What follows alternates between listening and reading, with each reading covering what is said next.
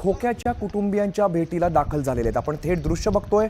सुरेश धस सध्या खोक्याच्या कुटुंबियांच्या भेटीला दाखल झालेला आपण बघितलं होतं। एकंदर घटनाक्रम जो झालेला आहे, खोक्याचं जे घर आहे ते वन विभागाने आणि पोलिसांनी जमीनदोस्त केलं होतं आणि त्यानंतर अज्ञातांनी त्याचं जे काही साहित्य आहे ते जाळण्याचा प्रयत्न केला होता, जाळलं होतं। त्यानंतर सुरेश धस आता खोक्याच्या कुटुंबियांच्या भेटीला आलेले आहेत। खोक्या सध्या पोलिसांच्या ताब्यामध्ये आहे, त्याची चौकशी सुरू आहे। दरम्यान सुरेश धस खोक्याच्या कुटुंबियांच्या भेटीसाठी दाखल झालेत। ही एक्सक्लुझिव्ह दृश्य आपण न्यूज 18 लोकमतवरती पाहतोय। थेट दृश्य खोक्याच्या कुटुंबियांच्या भेटीसाठी आता सुरेश धस दाखल झालेले आहेत। खोक्याचं जे ग्लास हाऊस होतं ते पाडण्यात आलेलं होतं। त्यानंतर या कारवाईनंतर अज्ञातांनी जे त्याचं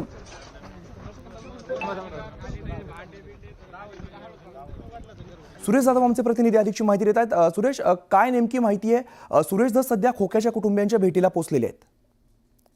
सुरेश धस हे आता खोक्याचं ज्या ठिकाणचं घर वन विभागाने उद्ध्वस्त केलं होतं त्या ठिकाणी पोहोचलेले आहेत। विशेष म्हणजे या अगोदर जर आपण बघितलं तर खोक्या हा माझा कार्यकर्ता आहे असं देखील त्यांनी कबूल केलेलं होतं आणि त्यानंतर जी वन विभागाने कारवाई केली आणि कारवाई केल्यानंतर या ठिकाणी महत्वाचं म्हणजे काही दाखवची देखील घटना घडली होती। महाराष्ट्र त्याच कुटुंबाची आता सुरेश धस भेट घेत आहेत। आणि कोण कोण नेते मंडळी यात दिसत आहेत आणि कोण कोण आलेल्या भेटीला?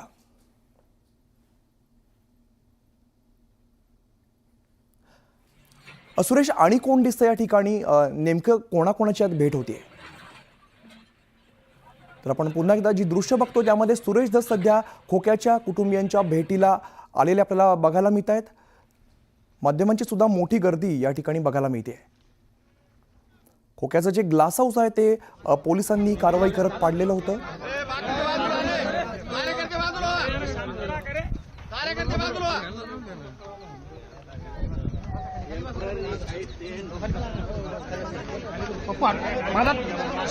दीपक 2-3 फोटो ले।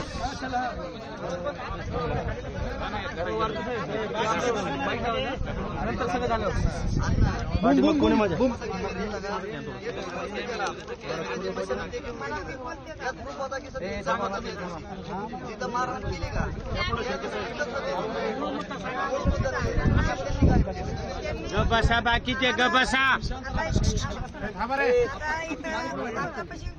आता पहिले इथं आले दिलीप ढाकणे आणि महेश ढाकणे दोघं जण पहिले कहाणी बोलायचं आणि त्यांनी इथं डुकराला म्हणून ते म्हणले आम्हाला डुकर त्रास देतात म्हणून मुलीला ते घेऊन गेले, या म्हणून लावा तुमचा धंदा आहे बाबा, आम्हाला खूप त्रास देते, ते घेऊन गेले। लेकरांनी तिथं फाशी लावले अण्णा, लेकरांनी फाशी लावल्याच्या नंतर सकाळी लेकर फाशी काढायला गेले।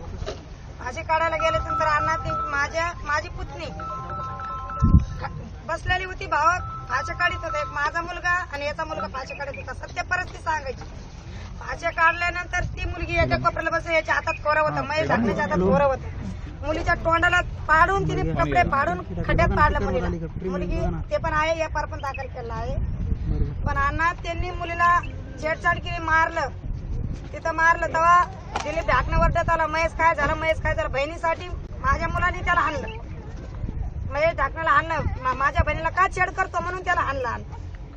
दिलीप ढाकणे आल्यानंतर त्याच्या बी तोंडाला मुलाने हाणलं। दिलीप ढाकण्याने मुलाला तलवार टाकली डोक्यात, मुलगा बेसुद्ध पडलेला होता। तिथून मुलाला पण पडला, मार लागला, दिलीप ढाकण्याला पण तोंडाला मुलाने मारलेलं आहे, हे सत्यता आहे। आणि जे घटना झाली त्यानंतर आम्हाला इथं घरी असताना मुलांचा फोन आला की मारून टाकला, आम्हाला बी मारलं। आम्ही आई मुलगी आडायला लागली, आई भावाला पण तलवार टाकली, मला असं महेश ढाकणे मला मारित होता, मला धरून पाडलं, आई मग भावाने त्याला पण मारलं। अण्णा इथून आम्ही सगळेजण धावत पळत गेलो, सगळे धावत पळत गेल्याच्या नंतर सतीश पण आला तिथं। गावाले बावीच्या लोकांनी बी खरंच सांगावं, गावातल्या लोकांनी सतीश आल्याच्या नंतर आमच्या मुलीकडे बघितलं नाही, पण पहिला ढाकण्या कंपनीला उचलून त्याच्या गाडीत टाकून ढाकण्याच्या दवाखान्यात आम्ही फिरत दाखल करायच्या नंतर सतीश तिथं आला, म्हणला गावाल्यावर दाखल केस करायची नाही, काय नाही, तुमचं तुम्ही शांत बसा, आम्हाला हाकलून आणला अण्णा।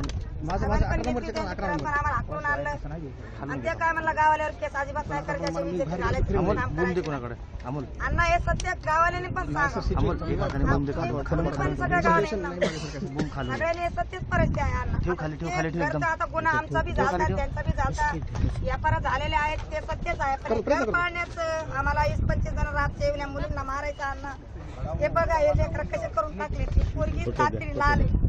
त्या बाईच्या डोक्यावर त्या पोरीला जे नाही ते केले सर पत्का मारल्या कोंबड्या मारल्या कड मारले त्या गाईचा चारा जाळला गाईला पण मारला अण्णा देवा बिवा सगळे फोटो तुमचे पण होते शिवाजी महाराजांचे फोटो घरात होते त्यांनी सगळे जाळून टाकले राशन कार्ड नाही ठेवले जातीचं नाही ठेवलं आमचं काहीच आधार कार्ड काही proof त्यांनी ठेवलेलं नाही सगळं जाळून टाकले एकटीच आमची विनंती आहे शासनाने आमच्या एवढंच करावं आमच्या घरादारात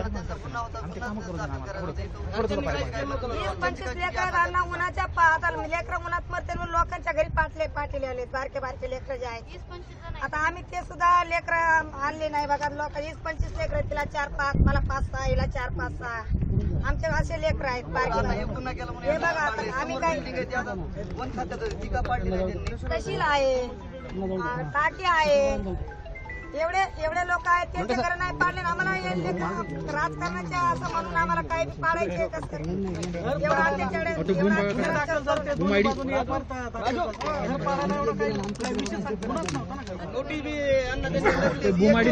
नोटीस आम्ही घेतलीच नाही आम्हाला माहितच नाही आम्ही इथं नव्हतं